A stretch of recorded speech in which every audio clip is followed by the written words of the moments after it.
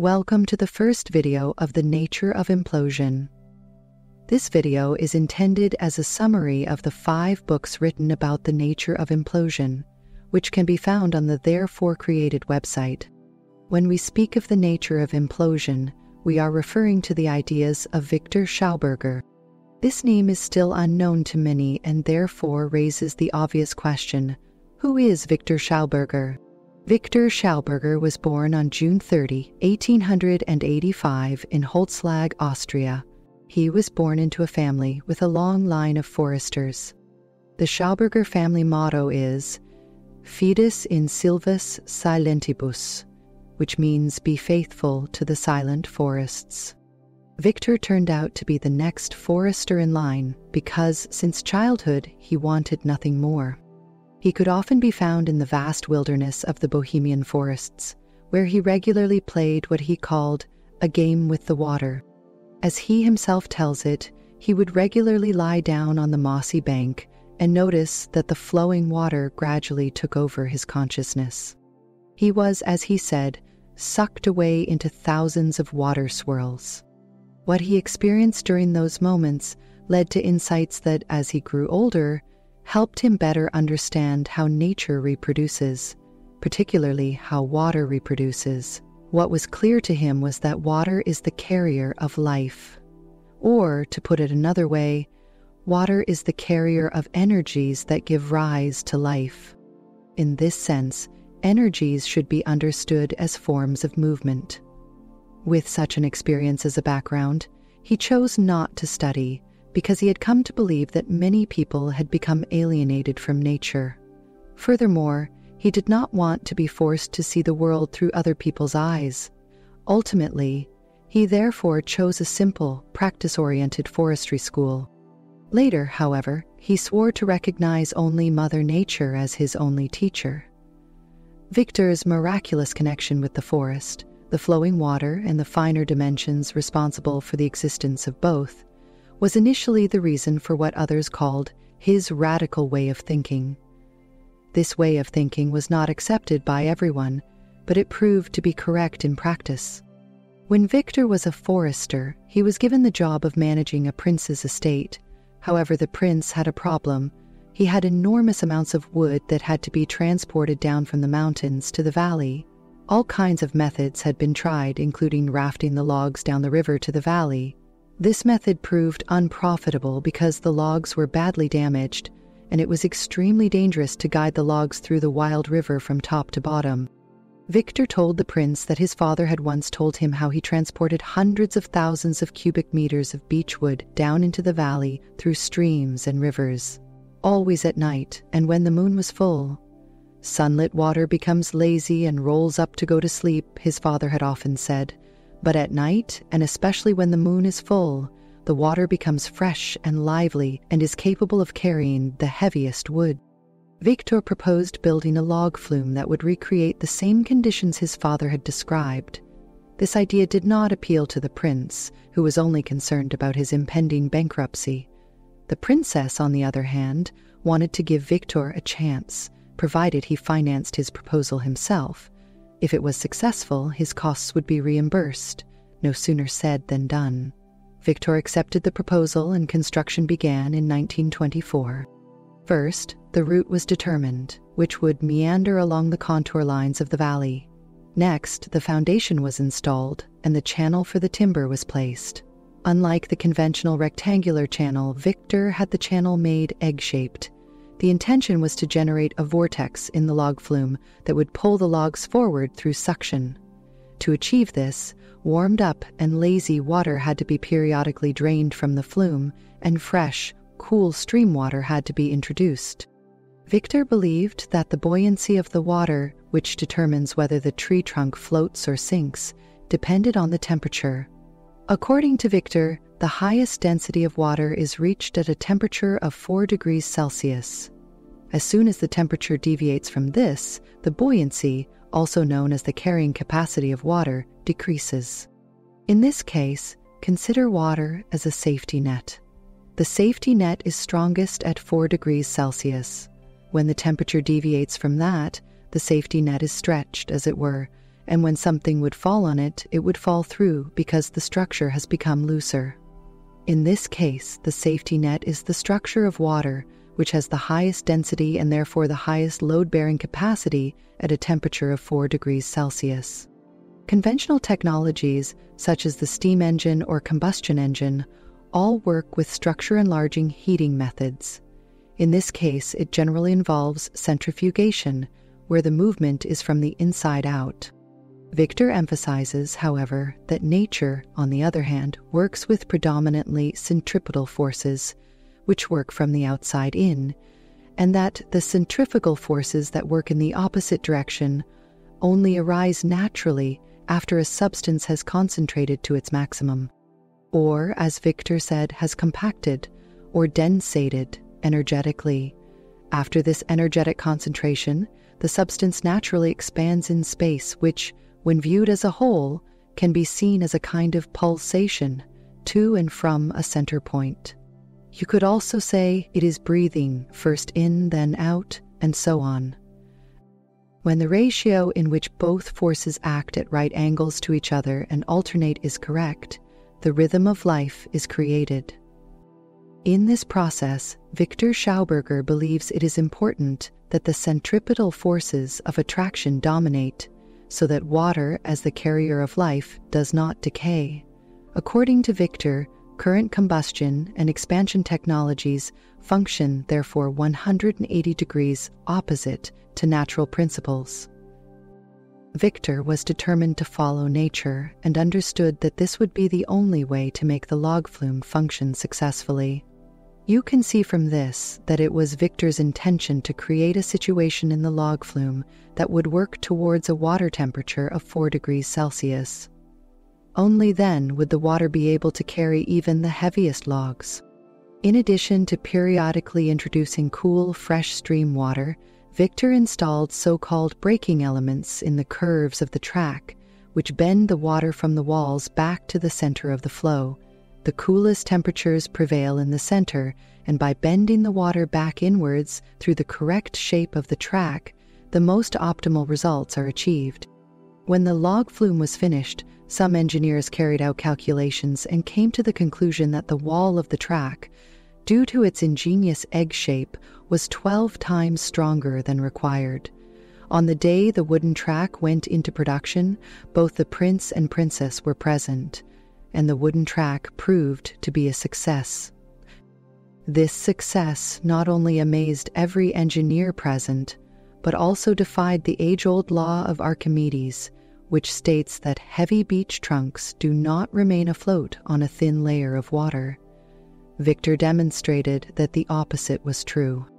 The log flume was one of Viktor's first successes, which, although it proved that what he claimed was correct, did not make him entirely proud. Now that it would be a lot easier to transport timber, even more timber would possibly be cut down. From that moment on, he would only make his knowledge available to methods that benefit nature. His experiences as a young boy and later as a forester led him to conclude that there is a fundamental difference in the various forms and variations of water. According to Viktor, these variations were determined by the inherent energies carried by water, and these energies are composed of heavenly and earthly substances, that is to say, substances that descend from the heaven above and rise from the earth below. The descending substance was oxygen, according to Viktor, while the ascending substance was carbon. These supposedly oppositely oriented substances also had opposite charges, according to Viktor, one positive, the other negative. Viktor Schauberger considered life to be a form of reproduction, and not just in the sense of moving forward, but literally in the sense of reproducing. We know that a reproductive process requires both male and female forces, and so it was that Viktor attributed a masculine and fertilizing character to oxygen and a feminine and fructifying character to carbon. In other words, we see a father who resides in heaven and a mother who resides in the earth. Viktor claims that depending on the ratio of oxygen to carbon, water is born with a male or female gender. Although this may sound strange at first, Gender is simply determined by the predominant substance, or in other words, the predominant potential, negative or positive. Since life on Mother Earth is composed of carbon structures, Viktor argued that for that earthly life to develop, the female substance must prevail. That is to say, the centripetal force, the force of attraction. In that case, oxygen is passive and carbon is active, and the carbon is able to enclose the oxygen and bind it to itself. Only under these circumstances, according to Viktor, was it possible for the male fertilizing substance to fertilize the female fructifying substance. Or you could say where the female egg can be fertilized by the male sperm. Everyone knows that fertilization precedes and is a condition for a subsequent birth. Viktor called the birth that follows this natural reproductive process the physical firstborn. More simply put, this is the water droplet with female potential. Viktor says that this is the kind of water that is ripe and gives life. After all, only something that is ripe is capable of giving something away and enriching its surroundings. The next challenge for Viktor, therefore, consisted of copying this natural reproductive process. In this way, it would be possible to generate the substance that nature produces to build life. Although the books on the nature of implosion go into more detail about this process, the ideal circumstances and necessary forms of movement, you should know that in fact, a kind of miniature Earth is required to artificially copy this process. For Viktor, this miniature Earth consisted of an egg-shaped vessel made of an earth magnetic metal such as copper. In this vessel, oxygen-rich or distilled water is introduced, and at the same time carbon dioxide, which consists of both oxygen and carbon atoms. The substances present are mixed together by a stirring rod through a vortex that is induced in the vessel. The egg shape is essential to be able to do so. When the immature oxygen-rich water has bound the opposing elements of oxygen into carbon, it rises under the predominant influence of the active carbon. What drips from the device is nothing less than spring water as it occurs naturally. Viktor called this miniature Earth the repulsator. After several people were cured of their colds after drinking this artificially but naturally produced spring water, other sick people began to flock in. Even doctors were drawn to the successes of helping the supposedly terminally ill to heal through this sacred water. According to Viktor, every disease was nothing more than a disturbed metabolism, which indicates a situation in which the acidifying substance dominates the sweet carbon. In that case, degradation processes dominate over construction processes. When that situation can be reversed, allowing the natural metabolism to be restored, construction will again dominate over degradation, and former health will be restored. The only thing that appeared to be necessary for this was the consumption of a type of water that is highly carbonated and that neutralizes excess acids in the body after consumption. This is what Viktor Schauberger's spring water accomplished. He soon acquired the name of Water Wizard, and his fame steadily increased among both his followers and his adversaries. The premise behind Viktor's success was that nature works according to the principle of desire, of mutual attraction. This desire initially leads to an attraction that brings life together. The feminine is charged by the masculine and the masculine by the feminine, whereby both unite to form a whole.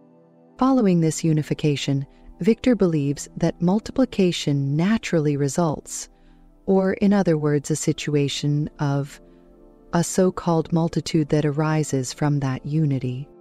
The movement towards unity can be considered inhalation, or breathing in, while the movement of the unity towards the multitude concerns exhalation, known as breathing out.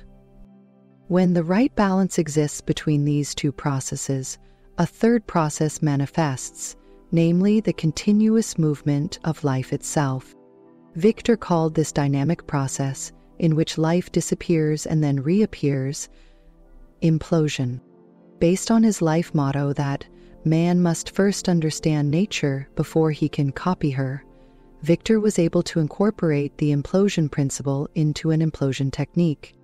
The more well-known devices such as the repulsator and repulsing, but also the suction turbine, climator, and home power generator will all be discussed in the book series on the nature of implosion. Various results using the aforementioned implosion devices showed that the yield of energy was greater than the initial input of energy. That is to say, the output was greater than the input. An excellent example of this is that of the seed that is planted in the ground, germinates, and grows into an enormous tree that one day will be rich in fruit containing countless new seeds that all carry the promise of the next, renewed generation of life forms. When humans learn to understand nature and copy it accordingly, they will actually be able to generate this kind of excess yield. Viktor was unequivocal about this and said, "I am not exaggerating when I say that the implosion technique offers truly undreamt of perspectives. Every energy crisis, artificial scarcity, or form of poverty can easily be solved with relatively little effort and at virtually no cost." As you progress on the knowledge of Viktor Schauberger and choose to thoroughly study the book series of The Nature of Implosion, you will gradually see how this is possible. The whole idea behind implosion is to simply generate the right circumstances in which the male fertilizing substance is able to fertilize the female fruit substance. This fertilization results in a third, which according to Viktor is nothing less than water as the carrier of these elevated energies. When this water flows through the landscape as it naturally does, meandering back and forth from one side to the other, it radiates its inherent energies and in this way spreads an enormous fertility.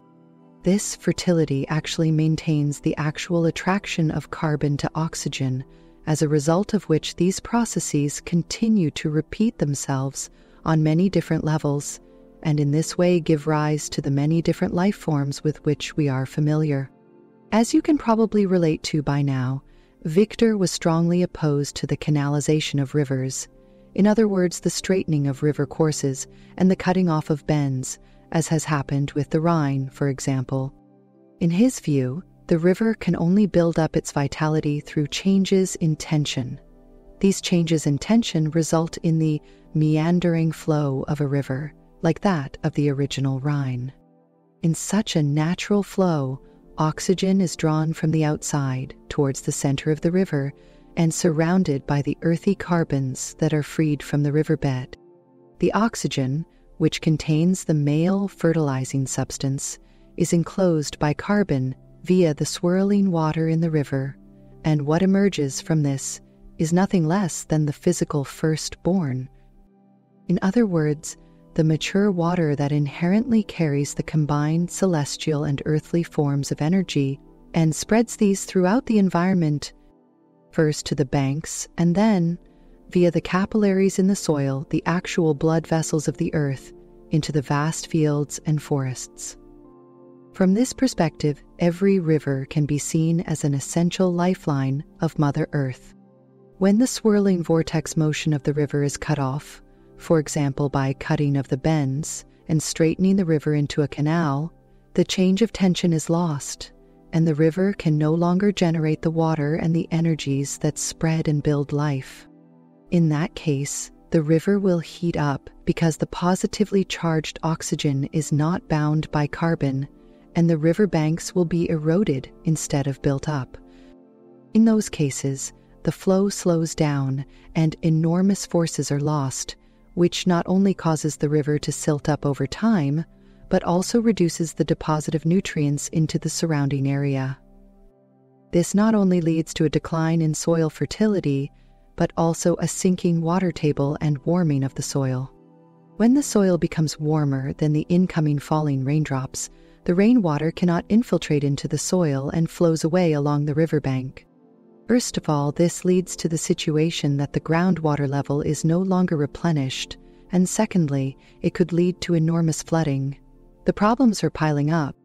Rainwater, which normally infiltrates the soil, now flows over the soil, exposing it to sunlight and causing it to evaporate prematurely. That is to say, before it has completed its journey through the earth. This premature evaporation creates new clouds, which in turn cause new rain showers and eventually lead to torrential rain, which in turn leads to even worse flooding. Meanwhile, the groundwater level continues to drop and soil fertility continues to decline.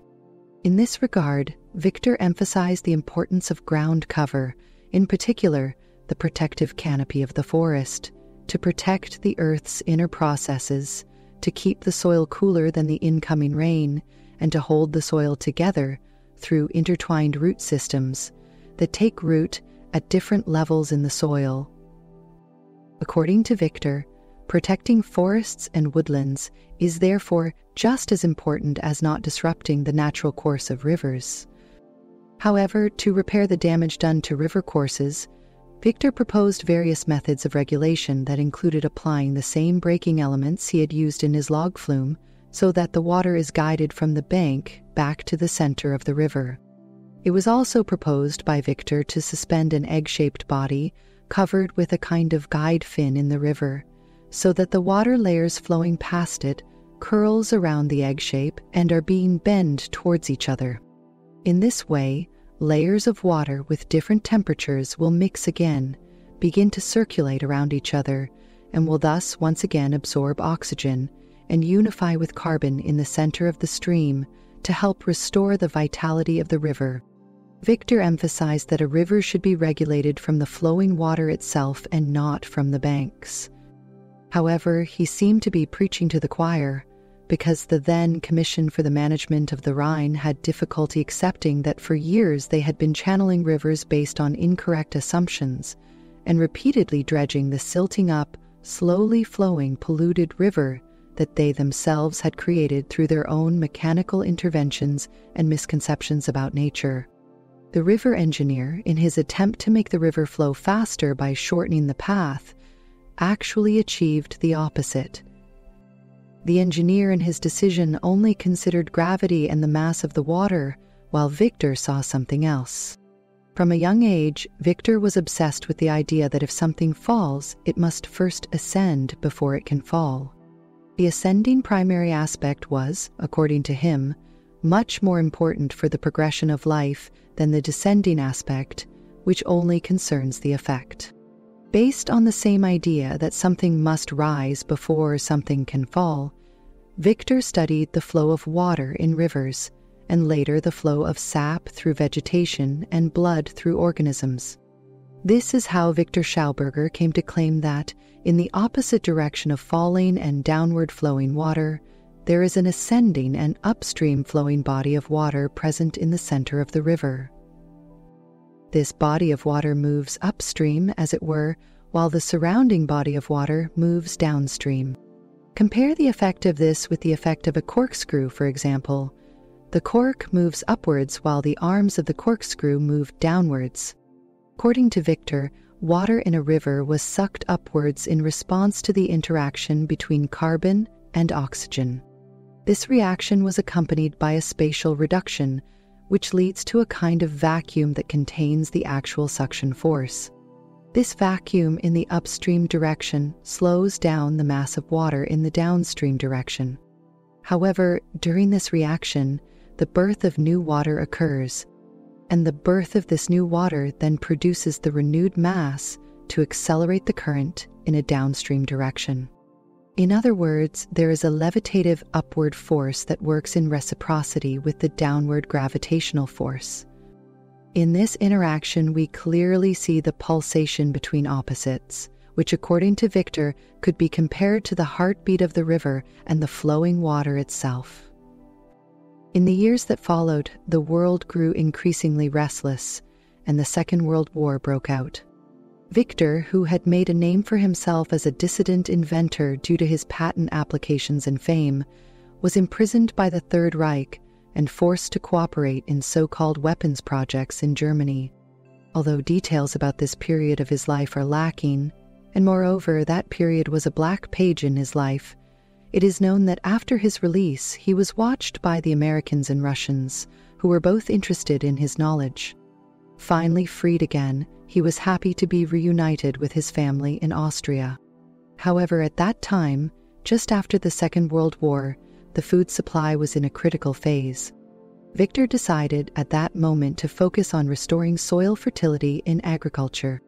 With the knowledge he had gained from experience, the first implication was to change the alloy in agricultural equipment. Instead of using steel, it was proposed to use copper for plowing, for example. Unlike steel or iron, copper is a negatively charged metal that does not discharge the biomagnetic tension in the soil, and therefore promotes soil fertility. It was also suggested that the plow blades be shaped like a mole's claws, so that the plow would naturally pull itself through the earth instead of pushing through it. This prevents excess resistance and warming, which also contributes to maintaining a healthy biomagnetic tension in the soil. Although surprising for the farmer and the agricultural lobby, Viktor was not surprised that the yields in the plots that were plowed with the copper spiral plow were significantly higher than in the plots that were plowed with steel. He emphasized that only a small impulse or a tiny change can have a big impact. Using the same approach as for water production, Viktor also proposed placing compost heaps underground, creating the same earthly circumstances as in the repulsator. To do this, liquid manure had to be poured into an underground egg-shaped container and set in rotation, so that the substance begins to spin like a whirlpool. In this process, the substances decompose on the outside of the whirlpool, while on the inside they are screwed back together through a vortex into new compositions. Due to the shape of the egg, no substance remains untouched.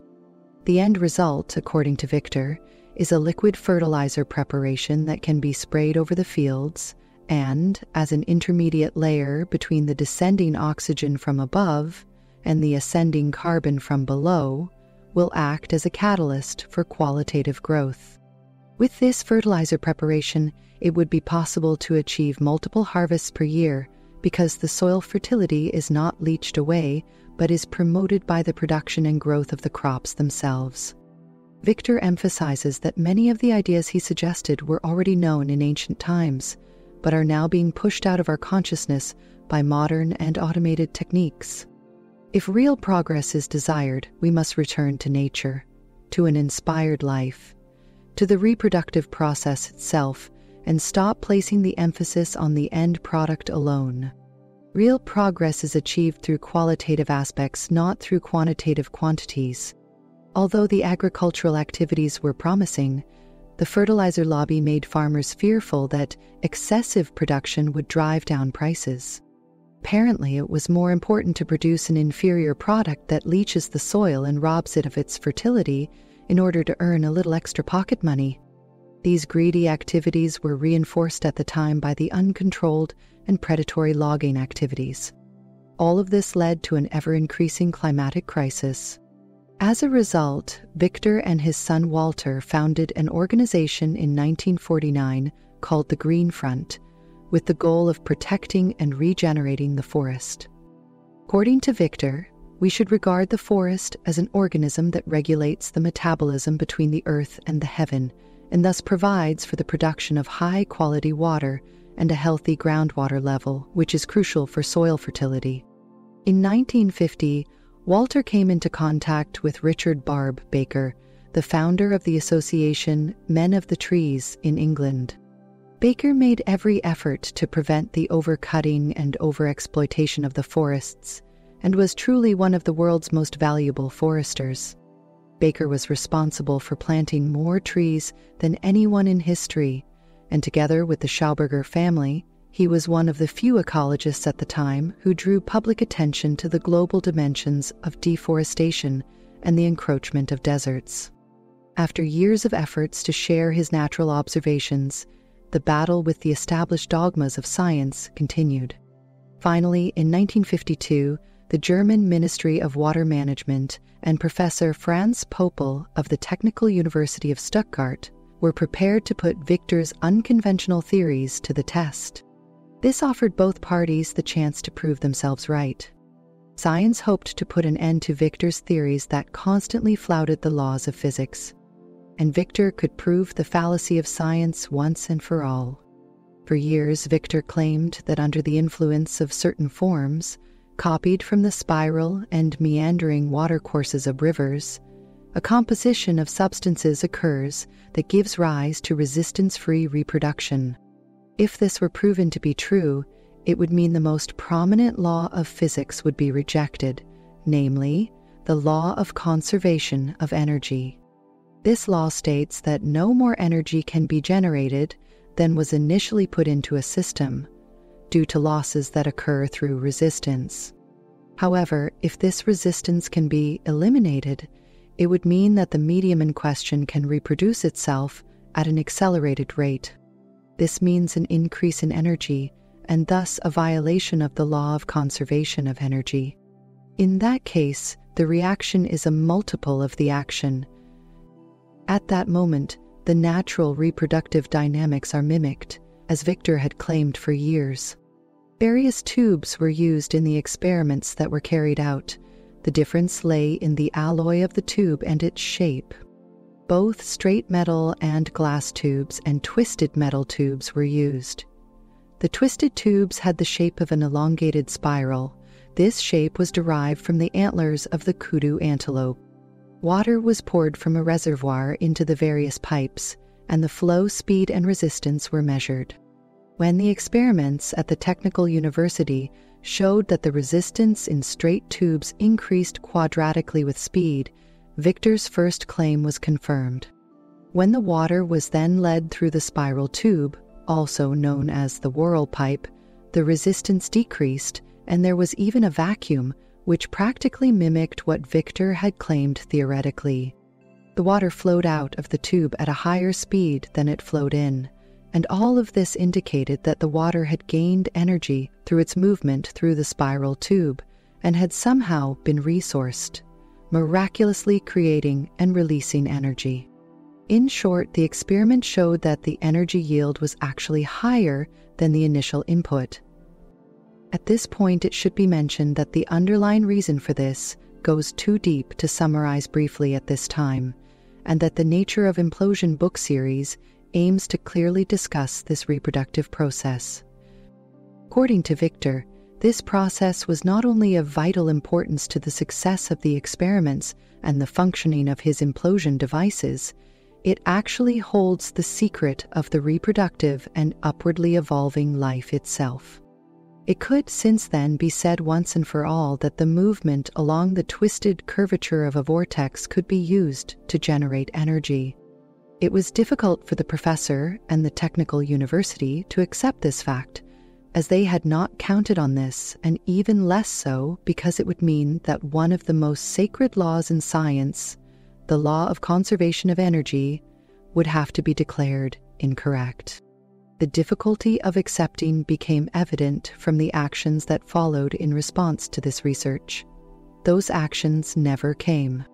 Although the cost of generating energy would only amount to 1,000th of the effort already spent on nuclear energy, this fact was not embraced as a victory, but ignored and concealed.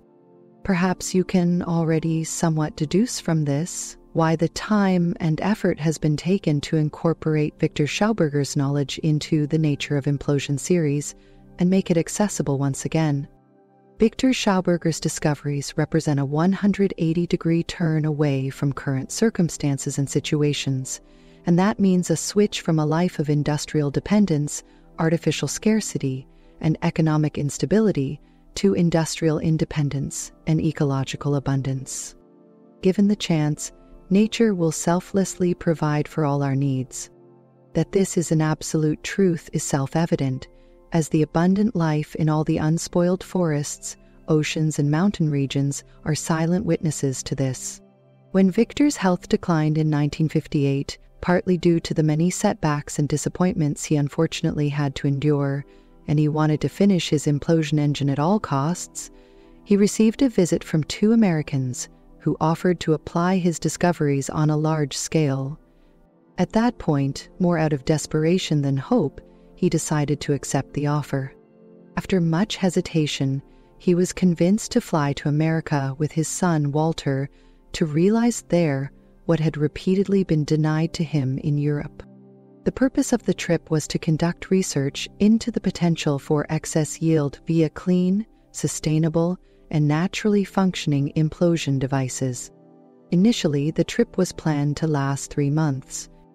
During this time, however, little progress was made. There was a lot of talk, but little action. Viktor got the idea that he was only invited to extract information from him, which aroused Viktor's suspicion about the true intention of his visit. The dry air and warm conditions of Texas took their toll on Viktor Schauberger's already deteriorating health.